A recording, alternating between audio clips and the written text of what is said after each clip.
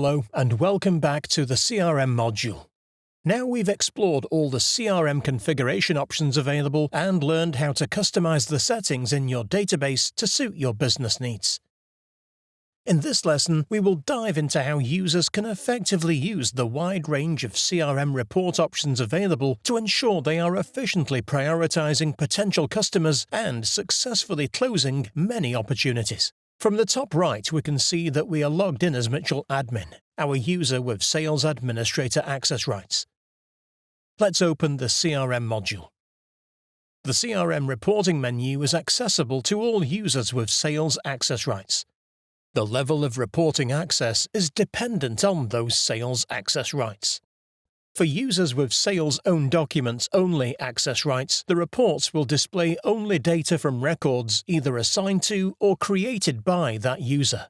For example, Doris in Reporting Forecast will only see reports relating to opportunities or sales orders assigned to her. Mark Demo with Sales All Documents and Mitchell Admin with Sales Administrator access rights will see reporting information for opportunities assigned to other users alongside their own data. The CRM reporting menu provides options of forecast, pipeline, leads, and activities. Let's open the Reporting Forecast menu. The default filters and group by on this report is Upcoming Closings, My Pipeline grouped by Expected Closing Month. Removing the Upcoming Closings filter displays opportunities where closings were expected for previous months. We can see some opportunities are displaying a 1 banner. Removing the My Pipeline filter displays opportunities assigned to all users. Looking at the Kanban columns, we have opportunities in None plus other months. Let's open the first opportunity in the None. Moving to the Expected Closing field, let's add that we think this opportunity will close on October 31st. Using the Forecast breadcrumb, we now see the opportunity is displaying in the October column. On the right, we can choose to display the forecast report in a graph view. The Measures button on the left allows us to select different options including Expected Revenue, which we will select. To the right, there are options to insert this view into a spreadsheet. We can also see an icon that allows us to change the graph to a line chart or a pie chart. We can click on a section from the key on the right to remove it from the view.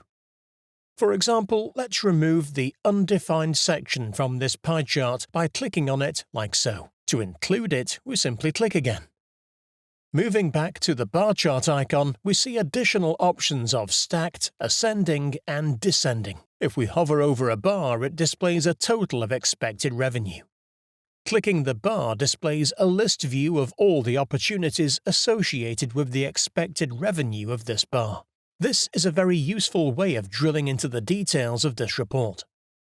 As we have seen in previous lessons, the icon on the far right allows you to customize the columns of information you would like to view in this list view. Let's use the Forecast breadcrumb to return to our graph view. We will hop over to the list view icon to see that we have all opportunities grouped by the expected closing month.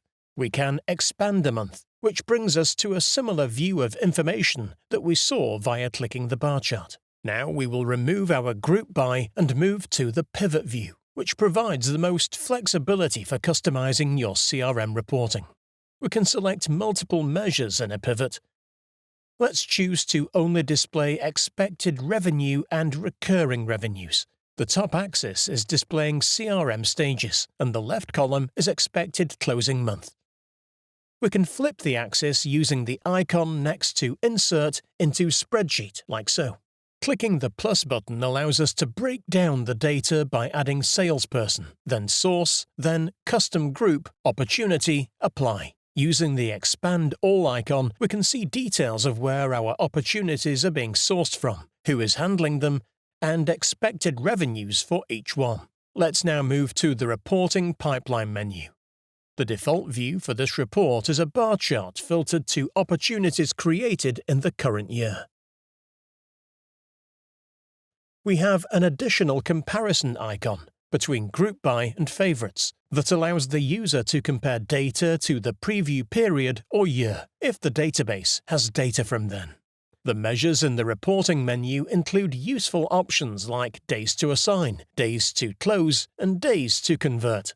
Let's select Expected Revenue, then in Filters, we will also select both Won and Lost. Now we can see a column for opportunities that have been marked as won.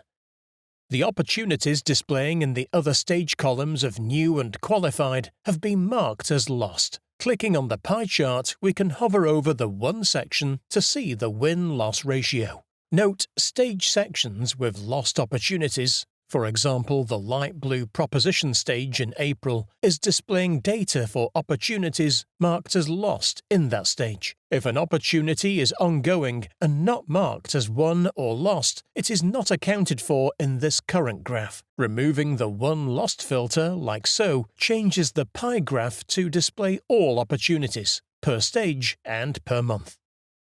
Moving to the Reporting Leads menu, we have a default bar graph filtered to active and inactive leads, created this year.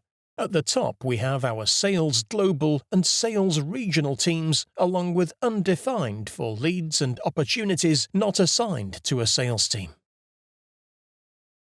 Clicking on Filter, we see both opportunities and leads. While this is a leads analysis report, it does consider opportunities as well as leads. Some businesses may not activate leads. However, this report will still be available due to the analysis considering opportunities. Let's filter to only leads that are active and created this year.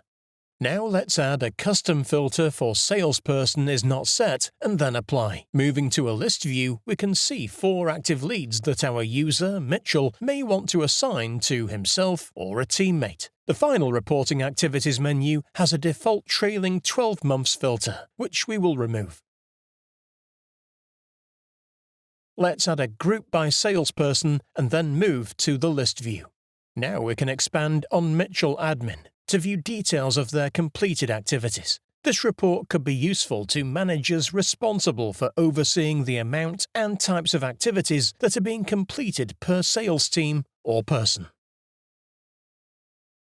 Now we've reviewed how to effectively use the wide range of CRM reports, which allows you to effectively prioritize potential customers and successfully close many opportunities.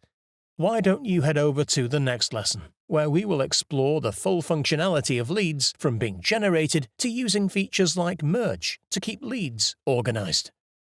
Thank you for watching, and until next time.